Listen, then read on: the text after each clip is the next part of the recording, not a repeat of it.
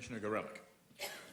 Thank you, Mr. Chairman, and thank you again to the members of the panel. You've appeared before us before. You were enormously helpful to us before, and we appreciate you coming back.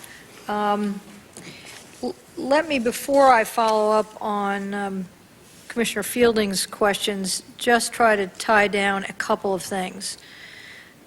This is a question for Commissioner Kelly. Do we now have in the 911 system a central repository for all information collected by whoever would be relevant, and someone whose responsibility it is to ensure that instructions consistent with all of that information are given to people who call in, and that information from them is fed into that loop? Yeah, we have a platoon commander that's in charge at the 911 system. That platoon commander has hotline contacts to the fire department, to EMS, to our own operations section. The operations section works directly for the chief of the department.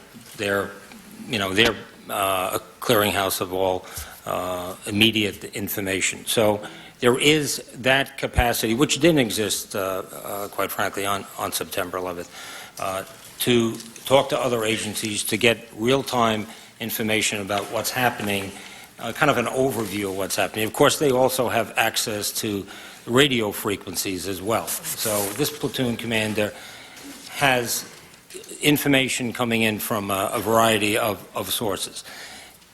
They then have the ability to tell the call takers what's going on. Let's say we wanted to put out information.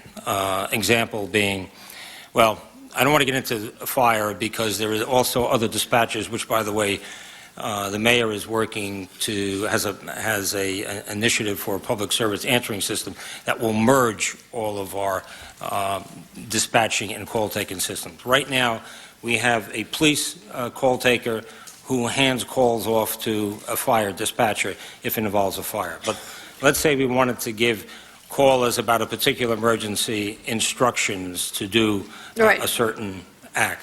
We can do that. But you have, just to be very clear, I mean, probably among the most serious problems that we have found is that people who did the only thing that they could do, which is to call 911, got bad information, and the information they tried to pass on went nowhere, or seemingly went nowhere. And so my question to you, without going into detail, is that fixed now? Yes, we have the capability of giving information to our call takers. And do you have somebody whose responsibility that is? Platoon commander, 24-hour. We have a captain, a police captain. We have 1,200 people in our 911 system. We have a captain on duty 24 hours and platoon commanders. And you mentioned that there is now a proposal to merge the fire department dispatch system and the 911 system. Is that correct? Yes, that's, it's going to take a while for that to happen. But the mayor, through our Department of Information Technology, as the lead agency, is crafting a plan where we will have a public service answering system that, with also redundancy in other 2 locations, that merges the police, fire, EMS, call taking and dispatching. We will probably want to get an update on that before we make our final recommendations.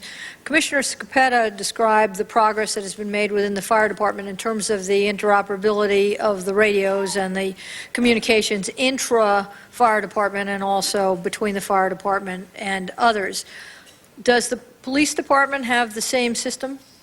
We have a different system, but our system worked well on 9/11, because I wasn't in government at the time, but it worked well on 9/11 with the exception of overloading on certain frequencies. In other words, the radios function, but people were talking over each other. We have a different system. We have a system that's a UHF system that's based on repeaters. We have almost 200 repeaters throughout the city, and it's a very effective system. Is your system fully interoperable with the fire department system, so that individuals who respond to the same event and the same place and see different aspects of it can communicate with each other? Or does it require translation out back to each department and over laterally to the other? The short answer is yes. I can tell you I asked you an how it's either-or done. question. How can Yeah. you answer me yes? Well, yes, we have that capacity. But there is interoperability channels. We monitor the interoperability channels and on our radio frequencies by our dispatchers. There is also kind of an improvement of that with certain units. This is kind of inside baseball, but there's a tactical U-net, in which certain fire units, say rescue units, and emergency service units can communicate directly to each other. So we have interoperability, which works sort of on the interoperability channels, we'll say, that works on a command level, and this TAC-U net that can work on in essence, firefighter to police officer level, if needed. Well, without taking up more of our time right here, again, I think that's something we'll want to drill down on and understand, because I think among all of the other major problems that we saw, that inability to communicate on scene effectively. Could I add something to that? Certainly. I didn't mean to leave you out. No, that's all right. I just wanted to say one thing. This new SIMS program, the management system, puts them together in the operations section. They are right next to each other in that box. So the personal contact will go a long way, even if there is a problem of interoperability. They'll be talking to each other. Well, thank you for that helpful segue, because actually I was going to turn to the new system. I must just comment that it seems highly complex and dependent upon all the individuals being able to get to one place physically, and then all of them being able to agree upon who should do what in a situation which is likely to be highly confused and fairly urgent. And I'm not talking about the routine fire or police department matter. So I would like you to answer the question, what happens if the relevant individuals cannot get to the same place so that they can have this conversation? And what if there is not time to have the conversation, or personalities that are likely to agree? I mean, it just strikes me, and I think us, as unnecessarily complex, and one has to worry that the reason for the complexity is the inability to otherwise agree. Could you comment on that? Sure. For one, we're talking about command at the operation section. We're talking about high-level people who do get to the scene, but assuming they had difficulty getting to the scene and had to set up in other areas, that's what they do currently if they are not at the same operation section, which they may not be at. And they will operate, and they do very well and protect the city very well. So we think the system, even as it exists right now, works very well. This, of course, in its management structure, requires them to get there. And these are firefighters and police officers. They get there. They get there. All right, you've got them on scene. Now they Okay. don't agree with each other. Well, the question... I'm just giving you a hypothetical. No, I understand it. No, I understand exactly. If they don't agree with each other, we understand that's always a possibility. Whether I say, or anyone says, it's an airplane disaster, consequently, it's fire department's in charge, well, they may not agree with each other at that point. Yes, Who's but going if to do that what? person is the mayor, then they salute. When the mayor is there, there's no issue of Okay, that. the mayor's That's not- the incident command.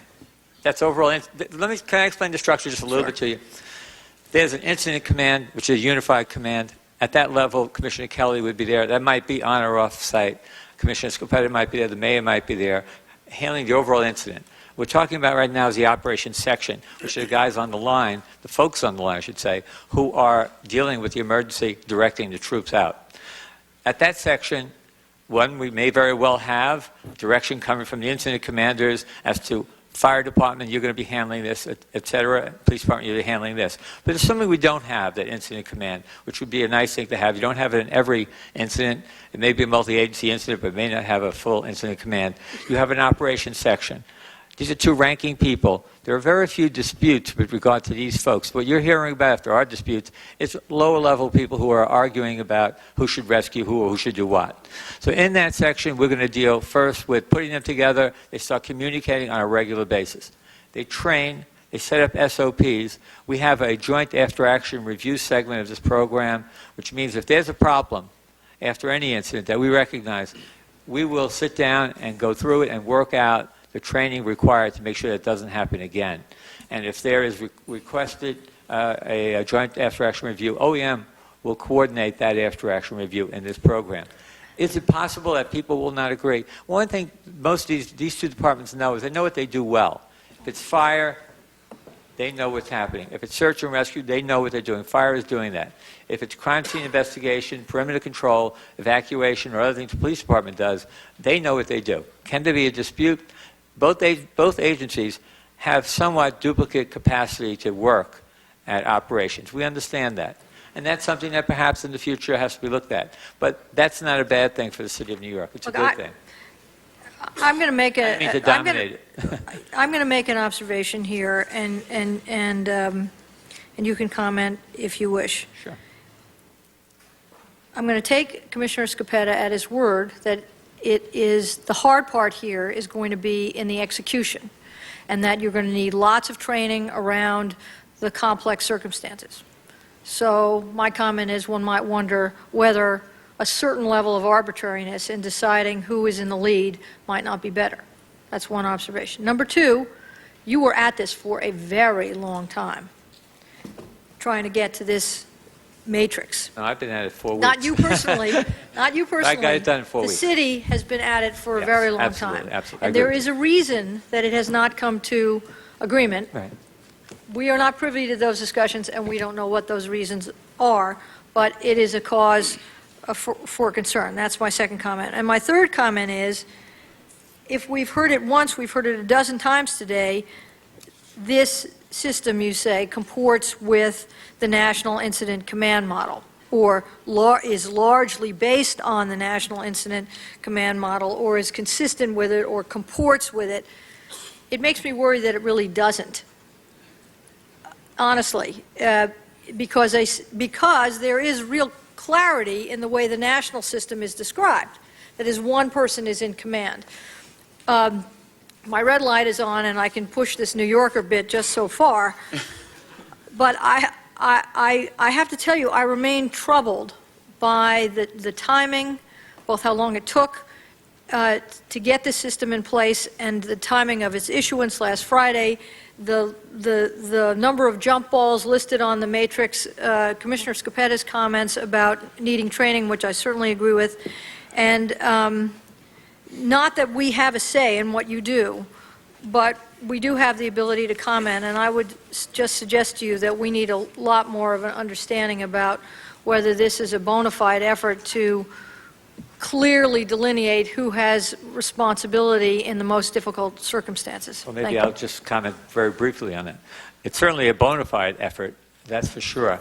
I've been involved in it a relatively short time as OEM commissioner, but I have lots of experience in city government and with the department. We believe, for one, these agencies work very well together right now, as I've said. They handle emergencies as they exist. I know you're smiling about that, but the fact of the matter is they do work very well together. I'm not smiling because They do I'm work just very well smiling. together. I just hope that you don't believe that they don't.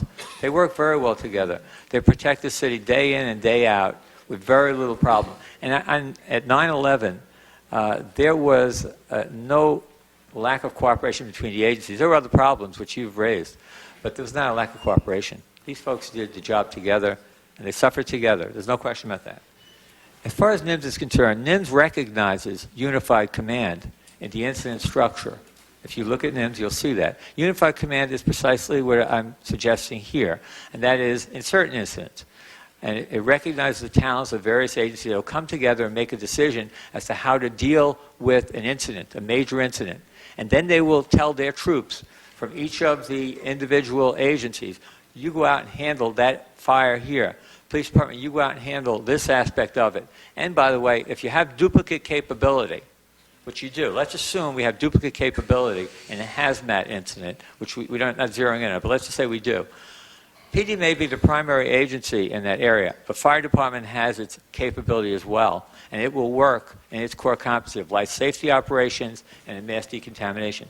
But in any incident, the agency will have direction from that.